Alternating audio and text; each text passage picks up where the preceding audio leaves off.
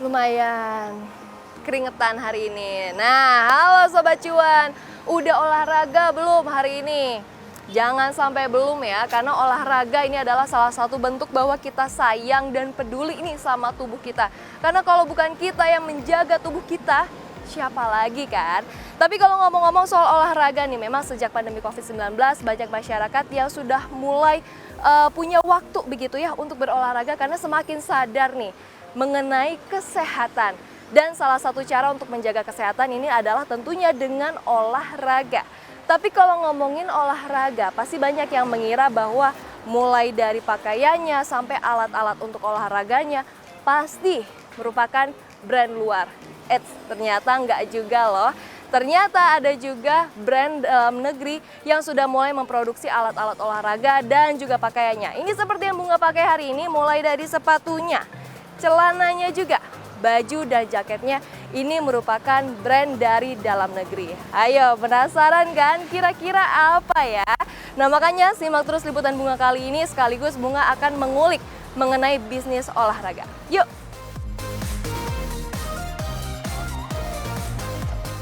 Kak Edin, halo Kak. Halo Bunga, apa kabar? Baik kok.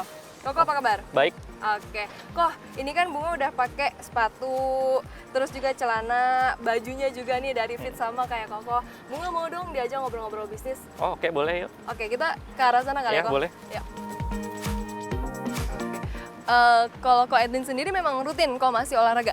Rutin sih, kalau bisa diusahakan seminggu 3 kali minimal. Minimal banget 3 kali Iya. itu ya seminggu.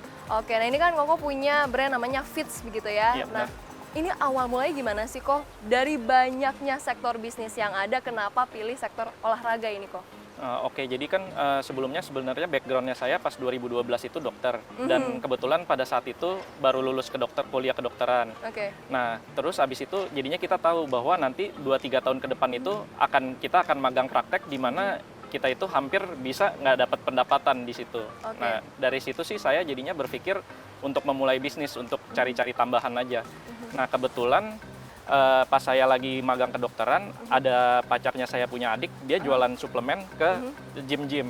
Nah, jadi saya kepikiran, oh ini bisa nih dijadiin sampingan. Jadi awal mulanya sih saya dropship aja dari adiknya ini, dijual lagi ke e-commerce kayak Tokopedia sama Bukalapak. Nah, kebetulan pada saat itu sih Tokopedia sama Bukalapak kan baru buka dan belum rame. Nah, kebetulan saya mungkin salah satu orang yang pertama yang jualan di sana. Jadi memang penjualannya cukup baik. Nah, dari situ sih lama-lama kebanyakan kita jual, terus kumpul duit, akhirnya kita ada duit, kita impor sendiri. Dari tadinya ngambil ke saudaranya pacar saya, kita impor sendiri. Abis impor kita kumpulin lagi, terus kita bikin merek sendiri.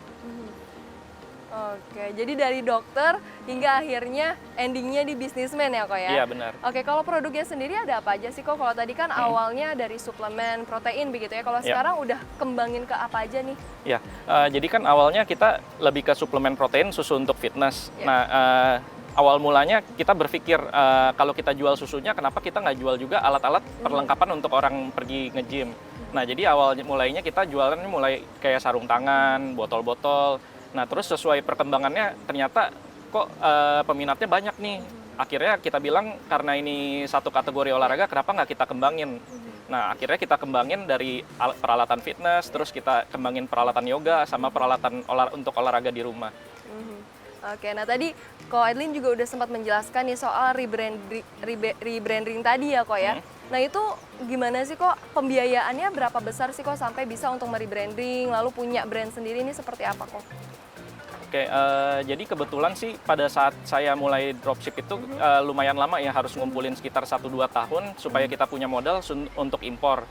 Nah, untuk impor itu sendiri itu tergantung sih kita deal sama pihak luarnya itu berapa. Nah, biasanya sih kita harus komitmen bilang ke orangnya, misalnya dalam 1 tahun itu kita harus belanja ke dia berapa. Nah, pada saat itu awal-awal sebenarnya modalnya saya belum cukup untuk impor, cuman saya beranikan diri aja bilang, minimal nih saya ngambil kamu dalam setahun nih $100.000. Pas saat itu bagi saya sih itu udah cukup gede ya, dan duitnya memang belum ada, tapi yakin aja karena yang di sini udah jalan ya, kalau kita impor sendiri mungkin lebih baik. Nah, kebetulan pas kita impor memang ternyata barangnya itu laku dan lama-lama duitnya itu bergulung-bergulung, akhirnya kita punya modal yang cukup, kita pikir kadang-kadang kalau misalnya kita impor kan berarti kita ngambil produk atau brand orang dari luar. Nah, kita berpikir kalau misalnya dari luarnya itu nanti kita supply-nya itu di stop, maka saat itu kita bingung nanti kita ada barang dagangan apa nih. Jadi pada saat itu karena saya udah ada pengalaman untuk BPOM-in barang-barang luar dan tahu formulasi-formulasinya, ya saya buat brand sendiri sekarang akhirnya yang brand asal Indonesia dan diproduksi di Indonesia sendiri. Nah, abis dari situ sih Fits itu juga muncul. Oke, nah ini impornya dari mana sih kok? Oke, kalau untuk suplemen fitness sih kita impornya dari Amerika. Oke, kalau untuk barang-barang olahraganya sendiri tadi awal mulanya impornya dari mana tuh? Untuk awal mula sih kita coba awal mulanya kita sebisa mungkin kan ngambil produk dari pabrik sini. Jadi kita keliling-keliling ke Bandung, kita cari untuk apparel sama misalnya sarung tangan, sama untuk tas biasanya yang bisa di Bandung itu sih, sama botol-botol masih bisa di Indonesia. Jadi untuk apparel sama produk-produk gym sih bisa ngambil di Indonesia, tapi kalau untuk kayak matras yoga atau yang alat-alat yang besar-besar atau yang kompleks itu kita biasanya impor dari Cina sih. Oke, kalau kita bicara soal omset nih, Ko Edlin, sampai saat ini sudah mendapatkan omset berapa besar sih kok? Nah, kalau kita sih fluktuatif ya, karena kadang beda bulan itu beda. Cuman kalau per tahunnya sih kisaran miliaran sih. Sampai miliaran ya kok ya? Oke, nah itu kemarin kok, tahun-tahun kemarin saat pandemi COVID-19 itu cukup berpengaruh nggak sih kok? Apakah berpengaruhnya ini ke yang arah lebih bagus gitu ya, karena banyak yang WFH, lalu juga akhirnya banyak yang sadar akan olahraga, akhirnya beli, atau malah ada penurunan nih kok? Nah, kebetulan sih ceritanya sebelum COVID, pas pertama kali 2019 akhir ya, pas COVID itu pertama di Wuhan, kita kan di Fits ini kita jualannya cuman alat-alat perlengkapan untuk pergi ke gym.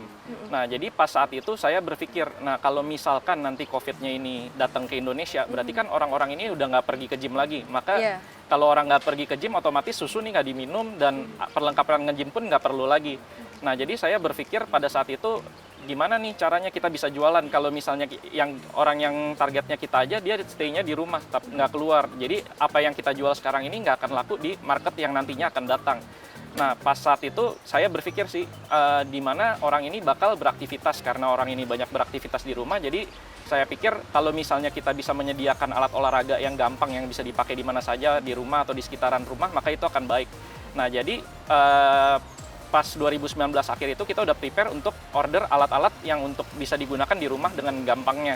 Nah, kebetulan pas saat 2020 Corona masuk ke Indonesia, kita udah siap dengan alat ini. Jadi seiring perkembangannya, kita maju drastis sih pas pandemi, karena kan orang-orang di rumah dia butuh alat-alat olahraga untuk supaya bisa olahraga di rumah, dan kita menyediakan itu, jadi omsetnya makin lama makin naik.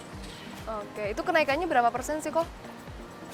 Bisa dibilang bisa naik 2-3 kali lipat sih dari saat itu. Oh, 2-3 kali lipat itu cukup besar ya kok ya? Iya. Nah itu kalau pandemi cukup meningkat, kalau sekarang ini kan kayaknya udah mulai kita mengarah ke endemi nih kok, pandemi kayaknya udah menuju akhir. Ini seperti apa nih kok? Apakah berdampak juga atau seperti apa?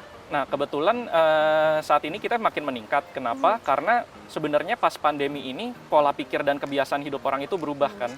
Jadi yang tadinya orang gak mau belanja online, sekarang jadi sadar akan online. Tadinya kan bahkan di daerah-daerah kan orang lebih kolot, dia lebih mau belinya di offline aja, nggak mau beli di Tokopedia, Bukalapak kan kurang. Tapi karena pandemi ini orang terpaksa di rumah, pola pikirnya berubah. Oh, terpaksa nih aku harus beli online. Nah, itu satu. Terus kedua, pola hidup orang ini berubah. Yang tadinya orang ini sering keluar, sekarang jadinya di dalam rumah terus. Nah, karena pola pikirnya di dalam rumah, tadinya kan olahraga itu identik, kalau kamu mau olahraga kemana? Keluar kan? Nah, kalau sekarang karena corona ini, pas ditanya olahraga kemana, di pikiran orang itu udah mulai timbul, oh, saya maunya olahraganya di rumah sekarang. Nah, pola pikir ini yang nggak akan gampang dirubah, dan untuk kedepannya akan tetap terus ada. Kayak misalnya dalam industri makanan misalnya, tadinya kita nggak mau masak di rumah sama beli makanan frozen, sekarang muncul di mana-mana. Olahraga pun sama, tadinya orang mau di luar, sekarang jadinya ada yang mau di rumah. Jadi tetap stabil, dan lagi yang tadinya industrinya itu menurun, sekarang jadi meningkat. Contohnya dalam kasus kita adalah, tadinya kan kita jual suplemen, pandemi dia menurun, setelah pandemi dia naik. Yang peralatan gym, pandemi dia turun, setelah pandemi dia juga naik, karena orang udah mulai pergi ke gym lagi kan. Jadi tetap ada peningkatan. Oke, nah tadi kan Ko Edlin bicara soal, yang menyebabkan peningkatan itu kan sebetulnya dari belanja online tadi ya kok ya. apakah sekarang sampai saat ini masih berfokus untuk berjualan online atau sudah mulai ada kepikiran untuk bikin store gitu kok? Atau sudah ada malah? Oke, sebenarnya kalau saat ini sih belum ada store. Kita masih fokus di online. Kenapa? Tadinya sebelum pandemi 2019 itu kita memang pengen bikin store. Nah, cuman kebetulan pas saat itu corona datang. Nah, corona datang kita pikir buat apa kita invest di sesuatu yang orang itu nggak akan ke sana. Ya. Nah, jadi sampai sekarang kan offline itu masih baru recover. Kita lagi nunggu saatnya. Mungkin di tahun 2023 akhir ini kita bisa mulai ke offline sih. Tapi sementara ini kita masih di online aja. Oke, masih berfokus di online begitu ya kok ya. Oke, nah kok tadi kan kok udah banyak cerita nih soal alat-alat olahraganya, lalu juga pakaian-pakaiannya, sepatunya juga ya kok ya. Bunga penasaran, boleh nggak Bunga dikasih lihat kok yang lebih, Bunga dikasih lihat tuh alat-alatnya supaya siapa tahu Bunga bisa juga cobain. Boleh kok? Oh boleh, lihat ke studio kita aja ya. Oke, kita ke workshop sekarang ya? Oke. Oke, yuk. Yuk.